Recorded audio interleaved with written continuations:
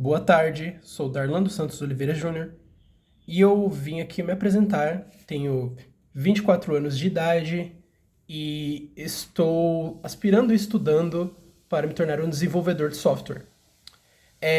Por isso estou bastante interessado nessa vaga e a responder essas perguntas em que o formulário pede. A primeira sendo: qual a área em que pensa seguir no futuro profissional? E a minha resposta para isso é que eu tenho um interesse muito grande na área de sistemas embarcados ou desenvolvimento de kernel. Eu sou apaixonado por kernel, eu gosto de aprender sobre sistemas operacionais em geral. Eu já, por exemplo, baixei o Minix, uma máquina minha, e dei uma estudada em como funciona. Eu gosto muito de C, eu gosto muito de linguagens de baixo nível no geral, de entender de hardware. Aprendi um pouco sobre emulação.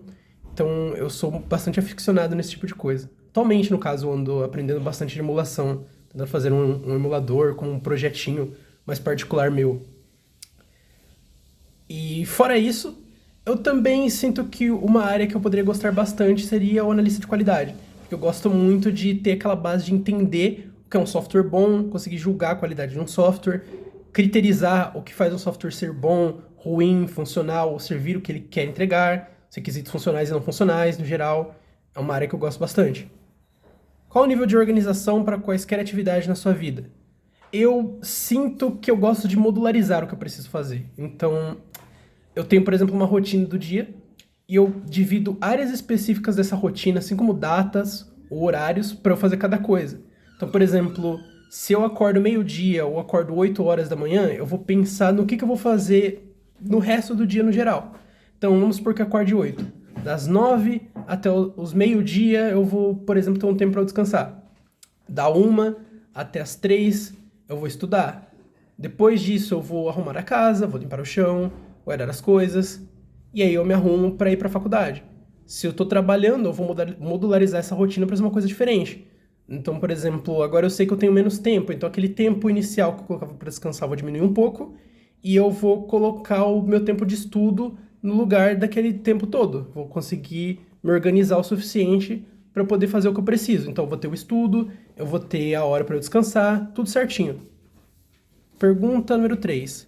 Qual o seu nível de comunicação para lidar com colegas de classe, grupos de trabalho, professores, familiares e amigos? Depende do tipo de pessoa, no caso, né? Se eu sou muito próximo da pessoa, eu vou ter uma linguagem mais informal, vou falar gírias, vou me comunicar bastante com a pessoa. Agora, se eu sei que é um nível profissional, eu vou ter a linguagem técnica, eu vou me adequar ao que eu preciso falar. Depende do ambiente, se é um ambiente profissional, eu vou ser mais profissional.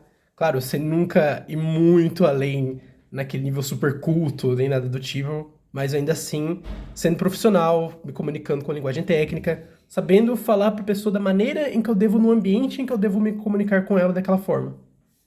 Pergunta 4. Nos trabalhos da escola ou faculdade, qual era a sua principal função na maioria dos trabalhos?